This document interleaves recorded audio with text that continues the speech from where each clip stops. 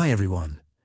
In today's video, we're exploring the fascinating history of coffee, where it came from, how it spread across the world, and why it became such an important part of so many cultures. From legends and rituals to trade routes and coffee houses, this is a journey you won't want to miss. Introduction to coffee. Coffee. A drink so common today that we barely stop to ask, where did it all begin? Billions drink it every day. It's part of our routine, our culture, even our identity. But the history of coffee is far more fascinating than most people realize. Its journey crosses continents, faiths, empires, and centuries. This is the story of how a small red berry from the African Highlands became one of the most influential drinks in human history. The legend of Kaldi. The story begins in the 9th century, deep in the highlands of Ethiopia. A young goat herder named Kaldi noticed something strange. His goats were unusually energetic after eating bright red berries from a wild plant. They danced, jumped, and wouldn't sleep. Curious, Kaldi tried the berries himself and soon felt an intense boost of energy.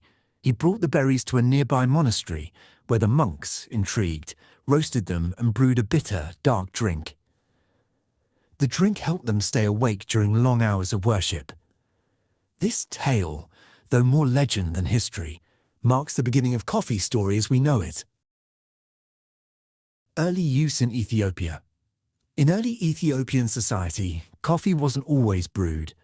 Tribes would grind the coffee cherries and mix them with animal fat to form energy-packed snacks, useful during travel or work. Over time, a more refined use emerged, the Ethiopian coffee ceremony. It became a central part of hospitality and social life. The beans are roasted over a flame, ground by hand, and brewed slowly in a clay pot called a jebana. 3 rounds are served, abel, toner, and baraka, each representing deeper connection and blessing. Even today, many Ethiopians continue this beautiful, respectful tradition. Coffee spreads to Yemen and Islam. Coffee's journey expanded when it crossed the Red Sea into Yemen in the 15th century. There, it found a new role, not just as a drink, but as a spiritual tool. Sufi mystics began using coffee to stay alert during long nights of prayer and zikr, remembrance of Allah. This bitter brew helped them maintain their focus in worship. From the Yemeni port of Mocha, yes, calls a memory Arabi. The word Mocha comes from here. Coffee spread throughout the Islamic world. It reached Mecca, Medina, Cairo, Damascus, and Istanbul. Within a few decades, it had become deeply embedded in the daily lives of Muslims, scholars, imams, traders, and travelers alike. Coffee houses and the Islamic Golden Age. With its rise in popularity, a new institution was born, the coffee house. Known as kava khanes, these venues began appearing across major cities, Cairo, Istanbul, Baghdad, and beyond.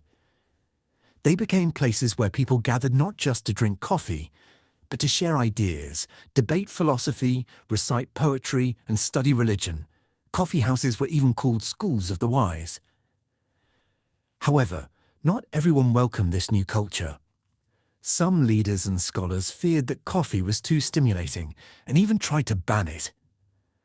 But most prominent scholars, after thorough examination, declared it halal. Their rulings helped protect coffee's role as a unifying intellectual force in society. Arrival in Europe and colonies. By the late 1500s, coffee had entered Europe through Venetian trade with the Ottoman Empire. It was exotic, bitter, and unlike anything Europeans had tasted before. In 1652, the first coffee house opened in London. Paris, Vienna, and Berlin followed soon after.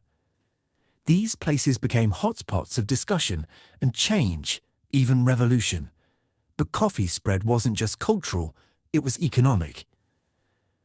As demand grew, European colonial powers transported coffee plants to their overseas territories. The French brought it to the Caribbean. The Dutch planted it in Java. Eventually, Brazil became the world's largest coffee producer, a title it still holds today. Behind this global boom were plantations, often built by enslaved labor, a darker side of coffee's legacy.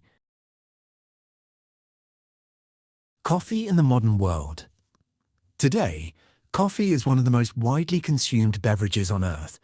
From instant coffee to handcrafted espresso, from traditional Turkish brew to South Indian filter coffee, the drink continues to evolve. It fuels workers, thinkers, artists, and students. It's a trillion-dollar global industry, yet it still brings people together in the simplest of ways. Behind every cup is a long journey of farmers in Colombia, Ethiopia, and Indonesia, of centuries of trade and transformation. Though methods have changed, the purpose remains comfort, alertness, and connection. Legacy. Coffee is more than just a drink, it's a global ritual. It began as a discovery in the African Highlands, found purpose in the hands of Sufi mystics, and travel led to every corner of the world. It has shaped cultures, supported economies, inspired minds, and connected communities. Whether served in a handcrafted cup during an Ethiopian ceremony or poured from a modern machine in a busy city, each cup carries the memory of Chaldees goats, the wisdom of ancient scholars, and the rhythm of daily life. This is the legacy of coffee, rich, complex, and timeless.